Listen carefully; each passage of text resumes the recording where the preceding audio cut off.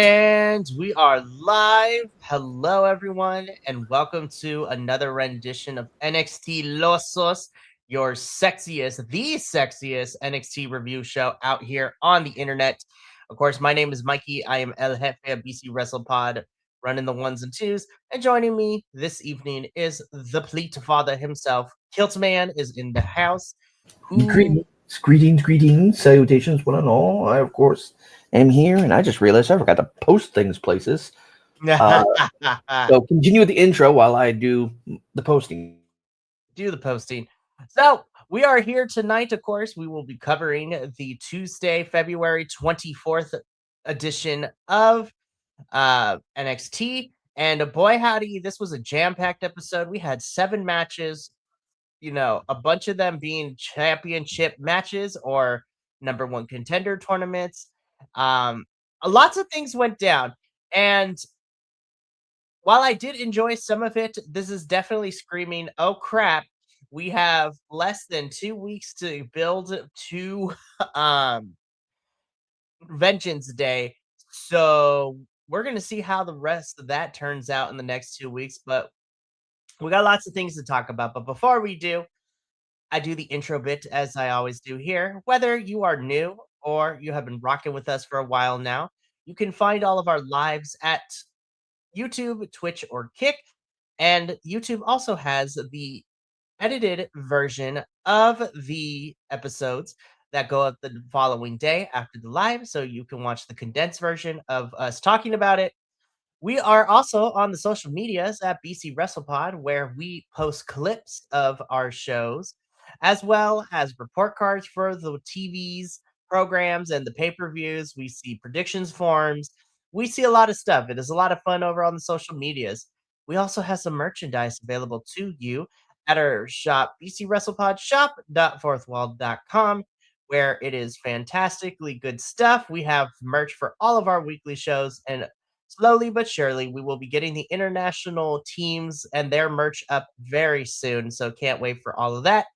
And last but certainly not least, we pay for a lot of streaming services and we pay for some of these pay-per-views with some of these companies still.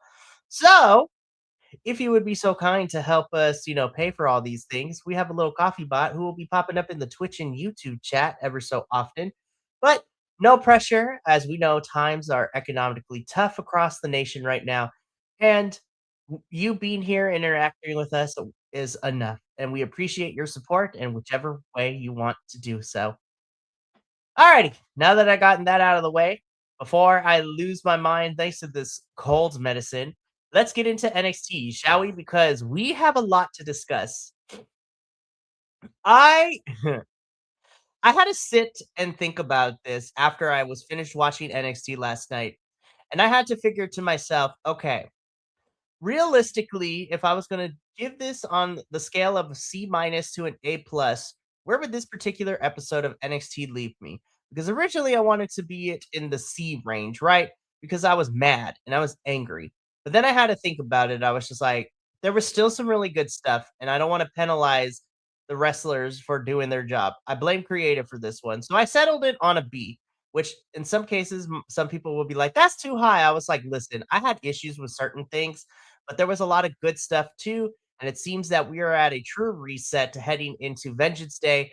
And what we'll discuss more in detail, the NXT Stand and Deliver that is not going to be part of WrestleMania weekend, which is crazy. And we're going to talk about that at the very end of the show. But let's get into it because we started things off this NXT this week with our NXT Tag Team Championship match. This, of course, is, Dark State being represented by, these two, Osiris and Saquon Sugars. We love them. I love Saquon. And they were defending their titles against the number one contenders who won the Fatal 4-Way last week in the Vanity Project. I'm not gonna lie. I was waiting. I knew Tony was gonna come out in some capacity. I didn't think that he would be the demise and the cause of Dark State losing their titles this quickly. I thought he would at least get through all the other members first before, costing Dark State their tag team championships. And I'm a little annoyed that now we have to deal with the Vanity Project boys as tag team champions. I'm like, good Lord. Um, and this was the first sign I was just like, shit's about to go down and we just gonna ride with it. Um, yeah. How dare creative make me root for Dark State?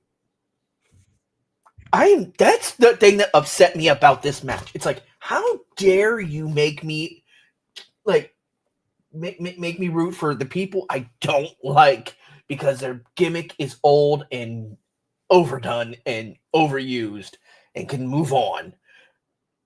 Also, why is that man so freaking orange? Listen, Vanity Project, we talked about this before. Oh, I know we talked about it, but they're taking tips from Bronze Breaker, and I'm like, why?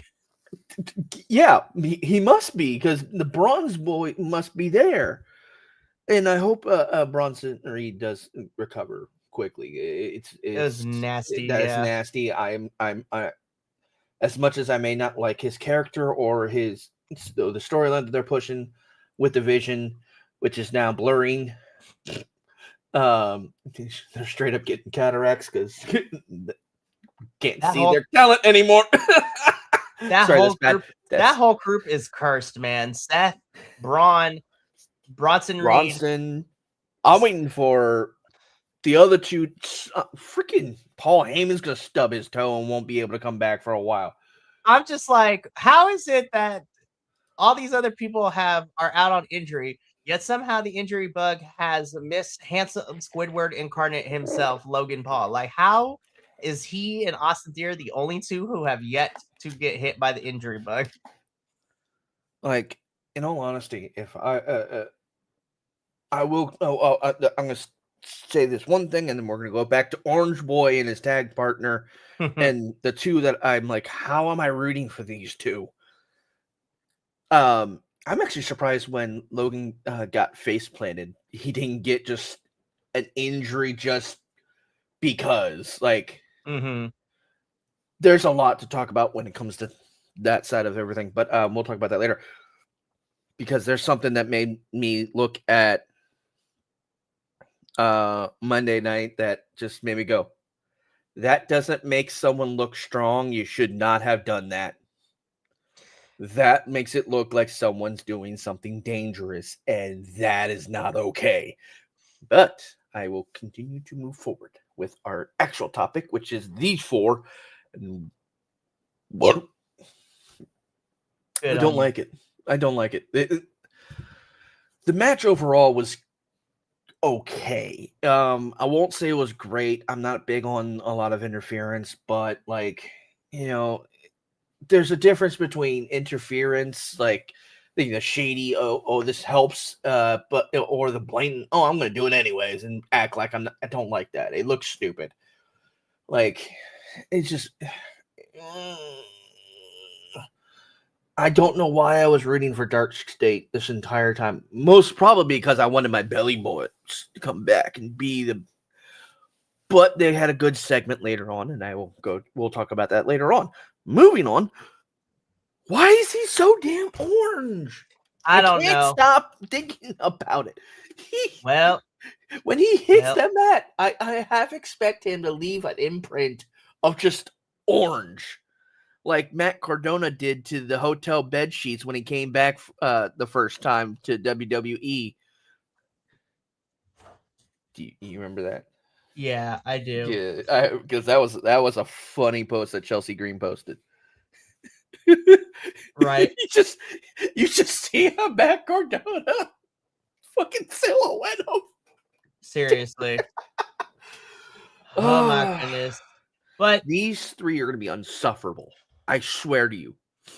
And they're supposed to be. Am I going to enjoy it? Probably not, but they're doing their job. But because of Tony D'Angelo and causing a distraction, this does allow the Vanity Project boys to pick up the tag titles. So currently, the Vanity Project, all three members, you have two of them as the NXT Tag Team Champions, and then you have our main guy who is the WWE Men's Evolve Champion. And so Tony and Dark State are still on a collision course. What that looks like, I have no clue. And I'm pretty sure we're probably going to get something at Vengeance Day. But this was the first sign I was just like, oh, this night is about to go up and down. It's about to be on and popping. Like, it's about to really either make me really mad or really excited or a little bit of both. And you know what? By the end of the show, I was a mixture of everything. Mm-hmm. But the Vanity Project is now your new NXT Tag Team Champions. They are going to be insufferable, but that is their character, that is their job, and we're going to see what, how this reign goes for these boys. Alrighty. Let's keep this going, though, because after this, we get into our next match, which was Super Sean Legacy versus, of course, Keanu Carver. I actually really like this match. I actually really like Keanu Carver's pounce. Like, when he pounces on Super Sean Legacy and just like bulldozes him. And I was like, you know what? I'm here for this. I knew last week when Super Sean Legacy challenged Keanu Carver to a match, I'm like, this man's about to die. I have to agree, but also I'm going to call you out on something. I think I just heard something in your background, sir. What's up? You might need to go check your fire alarm detectors. All of a sudden, you're sitting there talking out here. Chirp. I'm like, that's not me. Okay, good. We just changed it, so it can't be me. It was so. Oh, I'm sorry. It was so stupid that I was like, wait a second. Oh, my brain's derailed now. Okay, all right, we're going back to this game. All right. I enjoyed the physicality of this match. I enjoyed there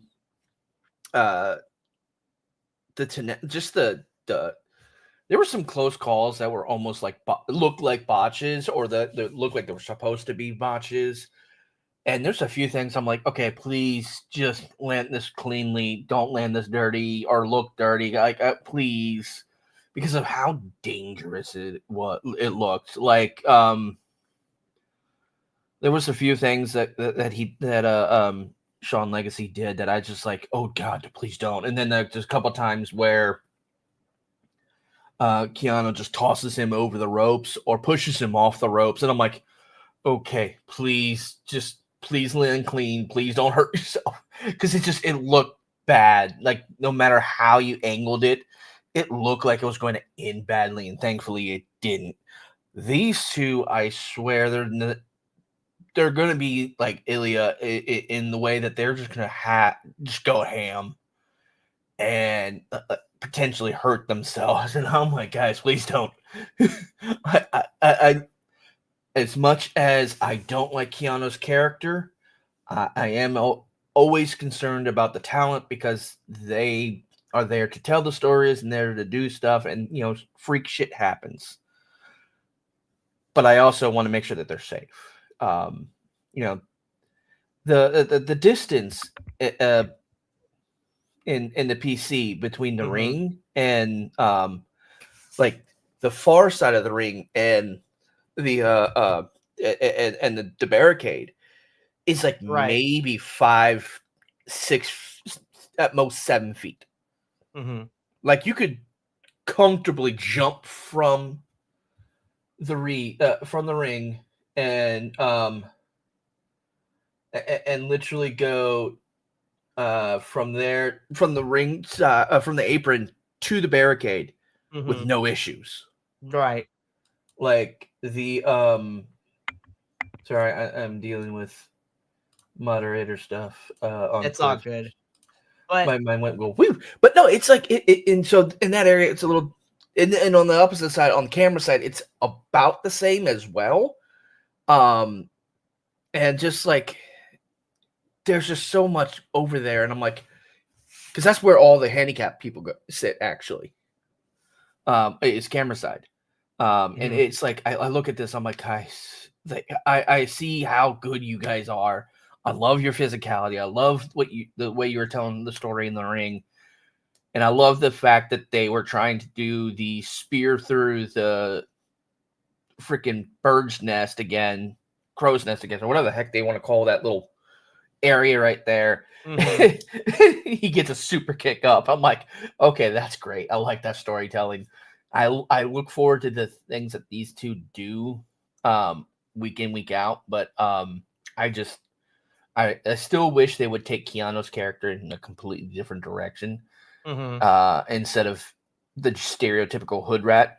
Or at least that's how I see it. I know that coming from one of the palest guys on the team, it's not probably good for me to say, but I want him to portray a character that's more true to him and more true to, because from what I can tell, this man is extremely talented, and I want him to succeed, but I don't want him to be typecast. Which, I can understand that, but also I think to kind of push back a little bit, maybe this is exactly what Keanu wanted, and if this is what he was like, okay, this is my realness, I'm gonna do that. I'm like all for him too. Well, yeah, I I agree. do. I think the one thing I want from Keanu, because I think his prowess is there, his in-ring is there. I just need a little bit more from the character, but I honestly think that they do have something special with Keanu on their hands in NXT. And same thing with Super Sean Legacy. I think because both of these guys are coming into the NXT system from the independent scene, I think that this sounds really bad because I love indie wrestling, but like they got the crazy spots, but I think with a little more time, you're going to polish the way that WWE wants wrestlers to wrestle. And then hopefully those scary spots will not be as prevalent going forward. But this was a really fun match. Keanu Carver beats Super Sean Legacy, and Keanu Carver keeps getting this win streak. So I can't be mad. After this match, though, we get into our another one. This is our triple threat for the Men's Speed Championship match. Of course, going into this match, we have our champion, Jasper Troy, taking on the challengers of Eli Knight and Elio LaFleur. So, of course, this match got set up as a triple threat because we went to the time limit draw in the finals last week. Robert Stone said that we're going to make it a triple threat and we're extending it to a 7-minute time limit. I was just like, okay. I actually really enjoyed this match. I think Eli Knight is really fantastic. I'm a big fan of Elio LaFleur, Jasper Troy playing the monster in this one and kind of just tossing them around, which has been really good. And again, surprise number 2 of the night. We have a new speed champion. Elio LaFleur is our new men's WWE speed champion. I'm like, well, I'm not going. I did not. I'm not gonna lie. I did not see that coming. I did not see. It's crazy. I didn't see it either. I thought I was gonna I thought Eli was gonna take it, or it was gonna just stay the same. And I love it. I like it. I hated the 7-minute time limit because this could have been a 5-minute match. But that's my own personal thing with it. Still a great match. Still amazing. All three guys put on a killer show for that, and they did phenomenal. I think, honestly, this was probably one of the top matches for me tonight, or for that night. But we shall see what happens throughout the night, as we discuss. But yeah, these guys did this. They did amazing. I think this was a really good format. They didn't. It didn't feel. I don't know what to say. I don't know how to really say it. Because I'm never a big fan of triple threat matches. When if you pin one person who's not the champion, I have weird thoughts. But anyway, this was good. Great action, great storytelling for these guys. I am so looking forward to our French luchador and his title reign of Speed Champ. Hopefully they give him like a week off before they start the tournament again, or at least just let him enjoy it a little bit. But this is going to be interesting to say the least. It definitely is.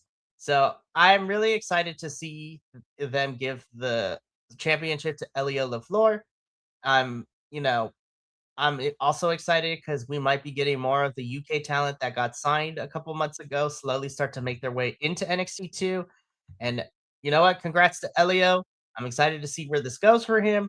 And you know what? I'm also interested to see what's next for Jasper now that he's no longer speed champion. So good show from all three of these guys.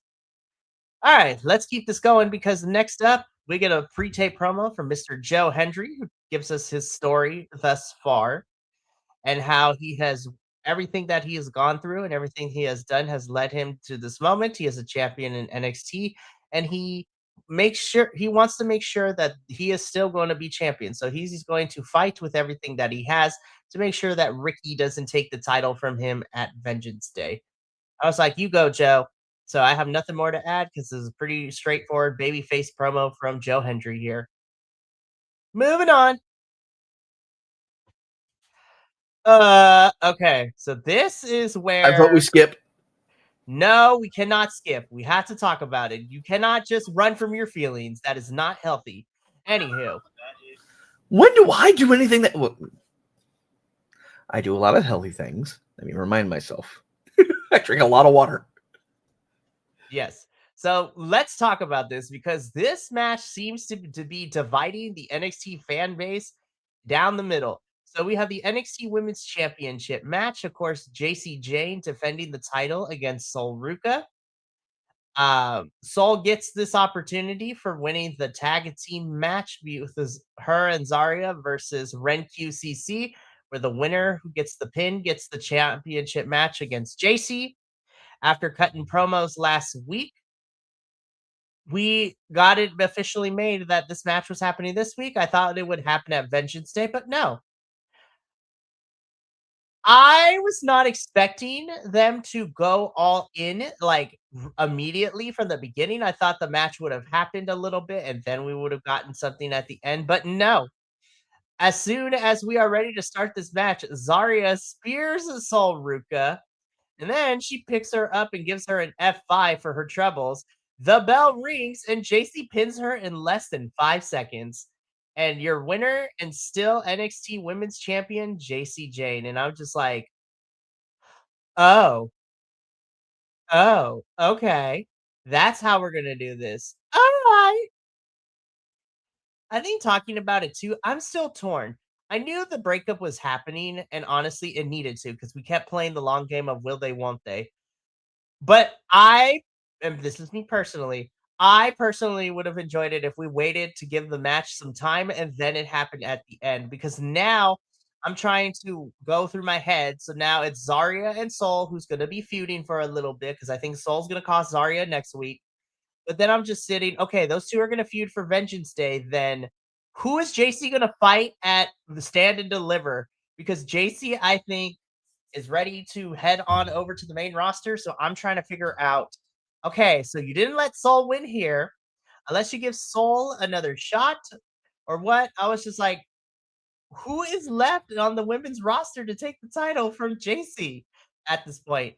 My heart hurt because Zaruka is now officially over. I am excited for the feud. I'm just a little confused that this was the moment they decided to pull the trigger and not wait for like a pay-per-view for it to happen. Like, I don't know. It's crazy. Anyways, Kilt, your thoughts. The fuck, the fuck, the fuck, the fuck, the fuck, the fuck, the fuck, the fuck, the fuck, the fuck, the fuck, the fuck, the fuck, the fuck, the fuck. Now, with my feelings out of the way, logic is coming in. I wanted to see action. I wanted to see, I wanted to see fun go back and forth. I wanted a soul snatched, not an F5 to the freaking announce table. Well, I did want to see that, but that's beside the point. Here's how I see it, or here's how I would like to book it. Zarya has next week. Soul fucks up that. Stone says, "Oh, well, you three can't get over yourselves. Triple threat, Vengeance Day." Or Zarya wins next week, and then Soul and Zarya duke it out, Vengeance Day. But also, I agree with you. Like, if if JC's going up, who's she going? Who's she fighting to get that? Jada's having a go with freaking Blake Monroe. Tater Tot and Izzy Dame are going at it. Lola Vice is going against freaking Kalani Jordan. Who am I missing? Who in the locker room am I missing? Well, I mean, given with the women that we have right now, honestly, the people who are not tied up in the speed tournament, of course, for JC, she's pretty much beaten everyone. So she's beaten Lola. She's beaten Thea.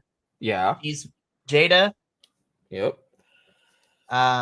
The only other people, well, we haven't seen JC and Blake go at it, but Blake is tied up right now with Jada Parker, so I don't think that's happening anytime soon.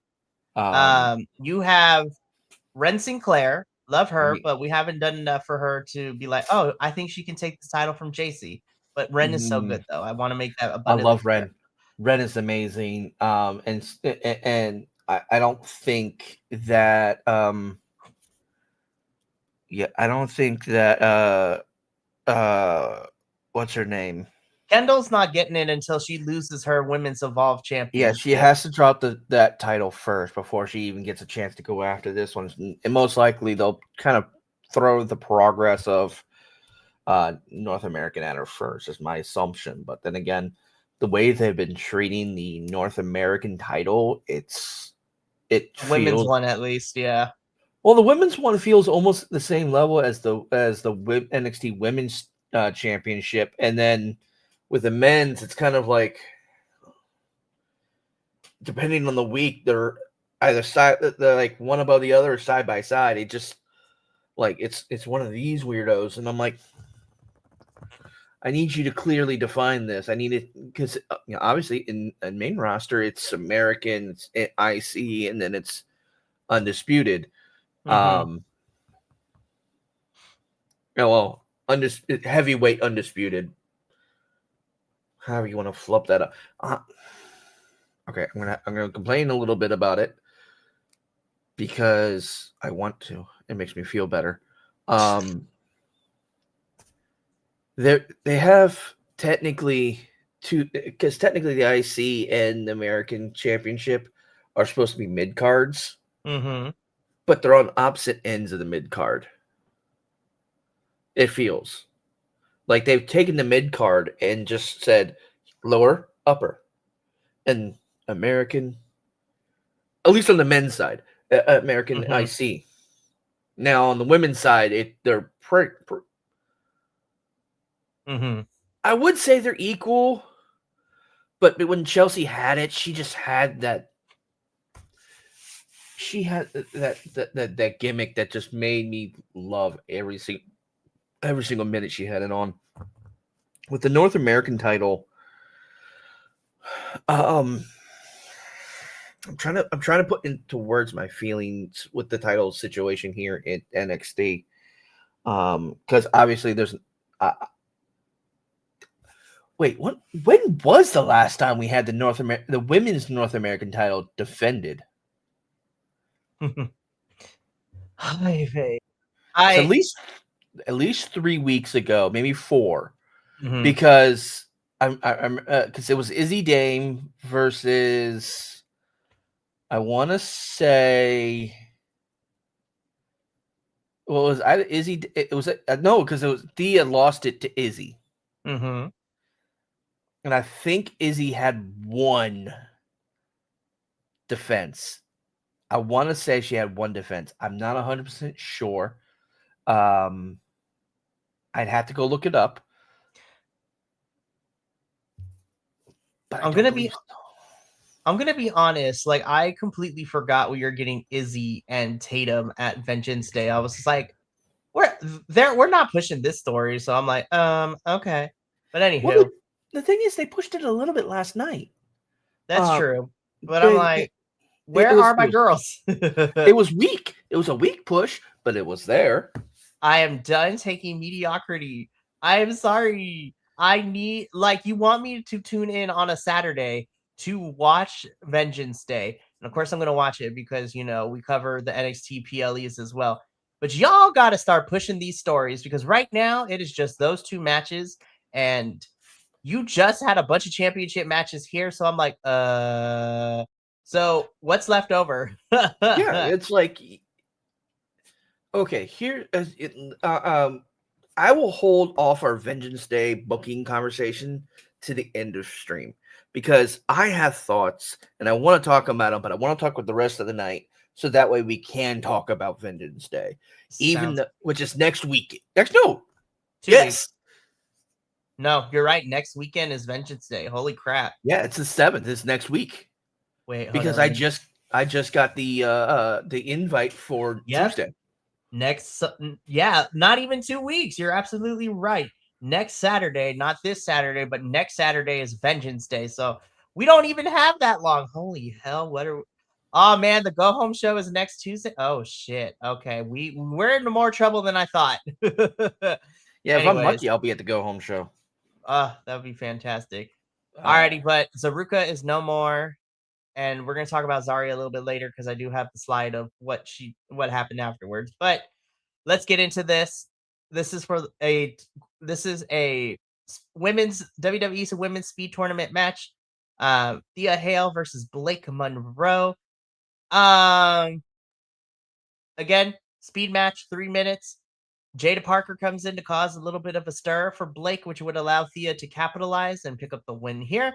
So Thea Hale is moving on to the next round, and she is going to end up facing Nikita Lyons or Ren Sinclair in the finals. And then if Thea wins, she will go on to face Fallon for the WWE Women's Speed Championship. Yeah, I have nothing else to add, and I think we can move on. All I gotta say is, Thea, I'm loving everything you're doing on social media right now. She's the divorced dad, like everything is great. Also, your dog is super fluffy, and I just want to hug it. Have you seen her dog? It is adorable and it fluffy. Is so fluffy. She's like, I think she posted something about, don't judge you can't judge my dog, or I won't let you judge my dog. I'm like, I judge your dog super fluffy. Right. I love it. Let me give you a hug. We love it so much. It's great. So yeah, Thea's moving on to the next round. Jada and Blake are still having beef, so we'll see how that develops. But after this, we get this match. We get Uriah Connors versus Kale Dixon. This is the match that happened. I forgot about this match because I skipped through it because I just wasn't interested in it initially. Because wasn't like Uriah, I think it was either Uriah's brother was supposedly supposed to like potentially come to. I saw something about this today. I think I sent it to you. I don't remember, but I think it was Uriah's brother was supposed to come to WWE after being done with Japan. It was Japan. It was either JCW or GCW. I can't remember which.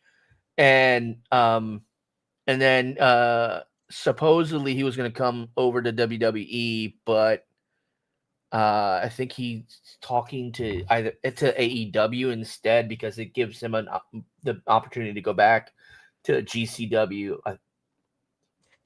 Is it GCW? It was GCW. Yeah, it gives him. GCW is Game Changer Wrestling. I don't remember which one he came from. I just remember he came back from Japan, and supposedly he was going to go to WWE. Then it would probably be NJPW. That's what it was. New Japan Pro Wrestling, yeah. Yeah. This match happened. I had no interest in it. Uriah Connors beats Kale Dixon, and I'm just like, okay, we're still trying to make this, Children of Wrestling Legends thing happening, and I'm like, okay, Children of Wrestling Legends, the freaking Birthright. I hate that name.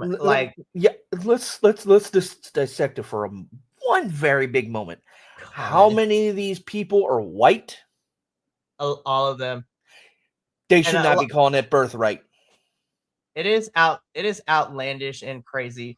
And I'm just sitting here and I'm just like, Charlie Dempsey, stay far away from this as possible, please. Stay far away from this as possible. Yes, Charlie, do not go anywhere near that fucking train wreck. Listen, because of everyone, I was just like, I know Will doesn't like his character, but like I need Charlie to stay away from Stax and Lexus King and Uriah Connors and Ariana Grace. So I'm just like, no, we don't need this, but we're probably gonna get it, and it's gonna hurt my soul.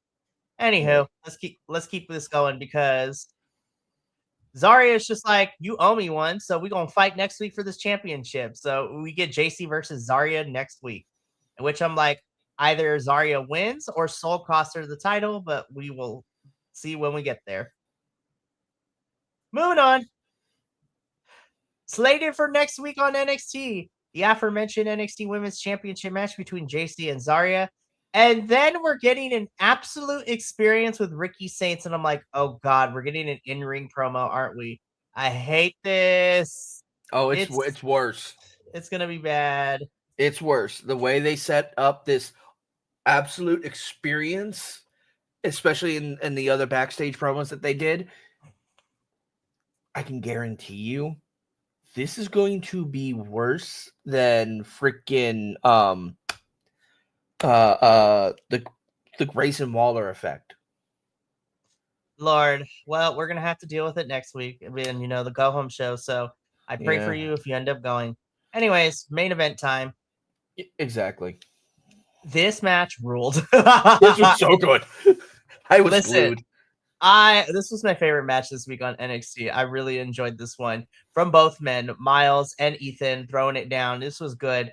And to kind of fast forward a little bit, Miles finally did it. He dethroned the All Ego Ethan Page, the longest reigning NXT North American champion. Miles Bourne is able to beat Ethan despite interference from the Vanity Project and Joe Hendry to come out and Ricky coming out. It was crazy. That was so much fun.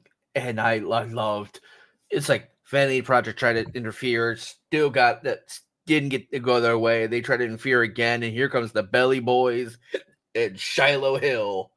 And I'm like, yes, I like this trio. It's fantastic. This match was overbooked, but honestly, it worked to the story that it was telling. And even with all the shenanigans and everything, Miles is able to pick up the win. Is your new NXT North American champion. And I gotta say, Kilt, at least to me, I'm like, I think it's time for All Ego to head on up to the main roster. I think it's time for him to go.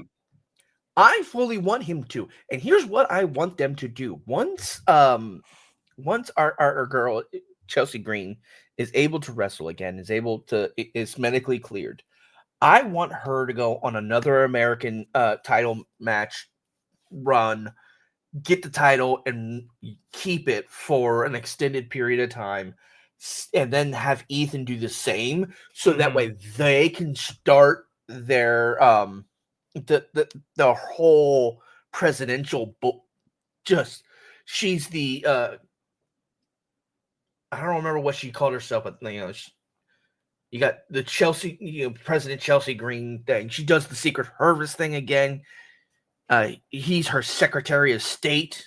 I want that to be a faction, because that would be pure, hilariously gorgeous chaos. Right? I would die. It's so much fun. Especially if they let him do the Canadian belt behind the American, like they did with the North American Championship. Jeez, it's crazy, but I would enjoy the shit out of that. I would too. But I honestly agree. I think it's time for Ethan to move on over to main roster. I mean, he's been NXT champion. He's been NXT North American.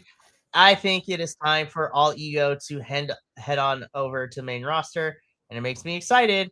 And yeah, Miles, I'm really happy we finally got Miles the championship after what it seems like forever.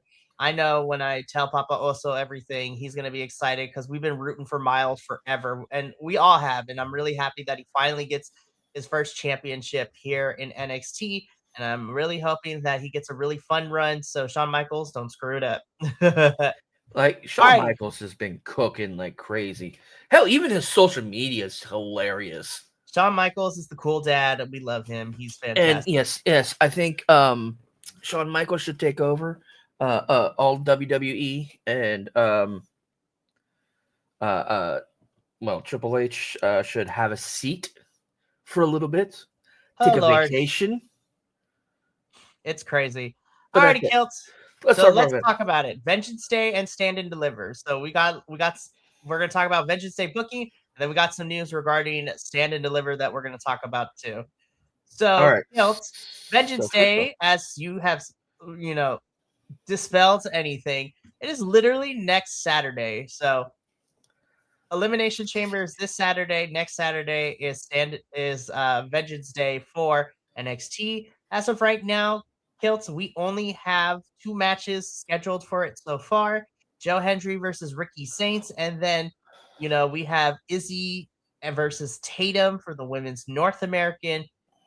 We literally had a bunch of championship matches on this episode of NXT. So how do we fill out the rest of the card? Well, unfortunately, we're gonna have to throw more stuff at it. Jada Parker's gonna have to be in it. Hi, Anthony. Hello. What about $100? Are you gonna give me $100? Yeah, please give me $100. I need money. Like, we po. I won't do anything for it, but I will. I like the money. Anywho, moving forward. Po. Yeah, I depot. Yeah. Jada Parker and Blake Monroe probably settle up. That's one thing. Oh, we forgot to mention one thing. Lola Vice and she kicked Kalani's face in that backstage brawl. She's like, damn. I'm not even going to. I'm not technically talking about that. They go an underground match next week. Oh, that's right. I forgot. So we're getting an NXT Underground, man. It's about to get on and popping. It's crazy. Anyways, let's continue. Vengeance Day. So how do we fill out the rest of this card? So definitely Jada Parker. If they don't do anything with Jada Parker and Blake Monroe next week, they should throw it into either the comeback the week after or the next day, something like that. That's one thing. So yeah, I agree. I think Jada and Blake will probably be on there. I would also assume that we would also be what's it called? I also think that we probably would have to be getting something with Dark State and Tony. Like, oh yeah, we got so more than likely we'll have some type of feud with Dark State and Tony. I want to see a 6-man tag match of the Vanity Project, the Belly Bandits, and Shiloh Hill. I just want my boys to have more time. I can't help it. I love them. They're my favorite. And it's funny. Hank and Tank are the only reason they are my favorite tag team right now is because of fan interaction. It's like during the commercials and the between stuff when they're not on the air, they literally were just interacting with the audience and just being personable, and I thought it was great, and I want that to obviously I want that to continue, and I think that was a very good moment for me to that's how it latched me on, and hopefully, we'll find out what's going on with Vengeance Day. Probably this week, if not next week, when it comes to in-person stuff, because, well, we'll see. Anywho, but I think that would be a great match. Having, I'm trying to think. Where we got Johan. Honestly, I don't want Miles Bourne to defend his championship this soon. because there's nothing building up. There's no way to build up that steam. To have a defense a week after, it let the man breathe, let the man enjoy it, let the man set up promos and back and forth. The I think that one should be set left for Stand and Deliver. Now, we really don't have.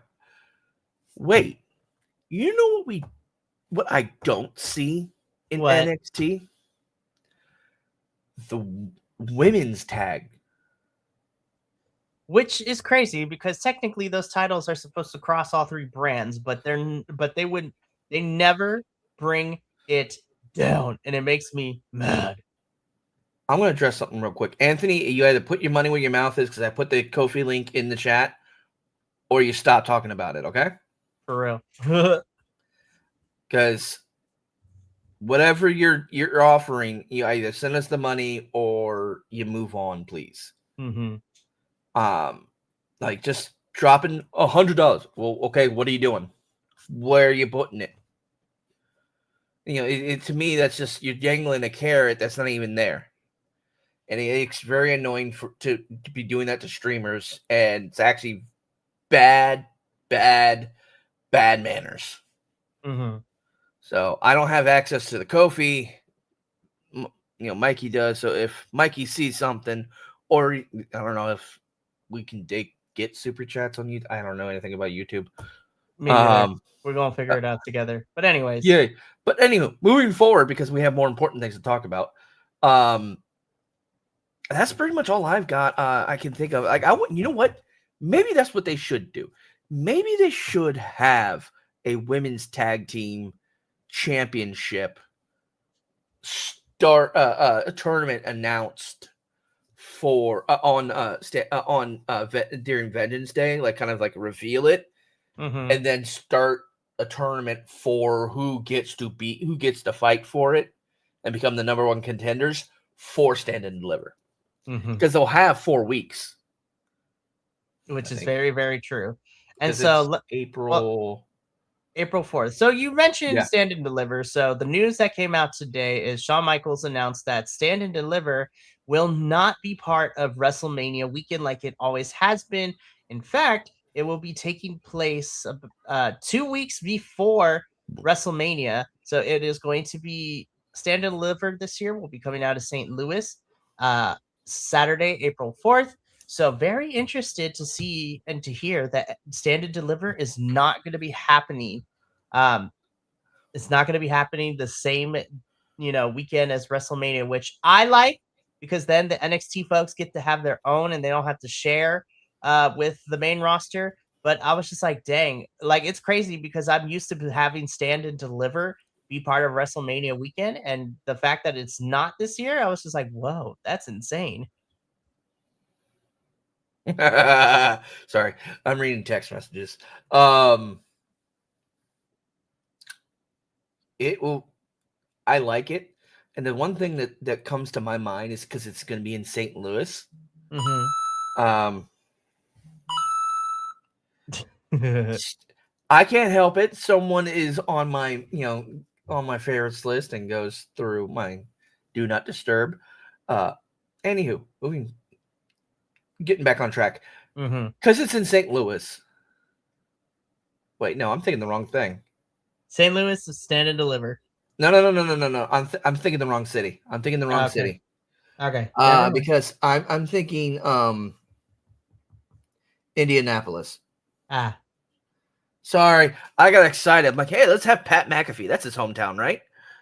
No, Indianapolis is because he kicked for the Colts. Oh man. So Stand and Deliver will be 2 weeks before Mania. So of course we'll probably end up doing because it's not part of WrestleMania weekend, it is more manageable. I have to check the calendar, but I do if we're able to, I definitely want to do a watch along for Stand and Deliver because of the fact that it is the big show for NXT. And well, Kilts, that's it for this week's of NXT. Of course, we'll be back next week as we talk about the go home show before Vengeance Day, which is crazy to say. So, yeah, I mean, thank you all for tuning in. Once again, like I said, we'll be back next Wednesday, same time, 5:30 p.m. Pacific, 8:30 p.m. Eastern, as we will be talking about the go home show of NXT and making our predictions for Vengeance Day. We got a lot of fun stuff coming up this week still. So later on tonight, I will be here and hopefully with Papa Oso as we talk about CMLL, as we discuss the Torneo de Escuelas and some other fun stuff that went down this past Friday on CMLL. Then tomorrow evening, at least I will be here in JVL, but the Progress Wrestling crew will be here to talk about For the Love of Progress 4, which was a really solid hour and 50-minute show with 6 matches. It essentially was a glorified house show, but it did progress our super strong style matches as well as other matches happening going into March for Cause and Effect. Then on Friday, the TNA crew at 7:30 p.m. Pacific, 10:30 p.m. Eastern. We will be talking about TNA as we are on the road to Sacrifice, which is the next pay-per-view in March. And then we end the week because on Saturday at 4 p.m. Pacific, 7 p.m. Eastern, we will be doing a live watch along for the WWE Elimination Chamber. And if that wasn't cool enough, it is not just us doing it. We are also going to be doing it with our friends Nick at the Nick Happy Hour Wrestling Podcast, who will be popping in a match or two. And then, of course, we will be with our new friends as well of If We Had the Pencil Podcast, Matt and Sean. So it's going to be a full house over here on BC WrestlePod on Saturday, and we would love for you to stop by and join in the shenanigans. But that's shenanigans. But that is going to be it for us here tonight. Thank you so much from all of us here at BC WrestlePod to you at home. Remember, take care of yourself, love one another, stay biconic, and more importantly than anything, you always deserve to finish your story. I will see you later in a couple hours for CMLL, but until then, sayonara, adios, and until next time, peace.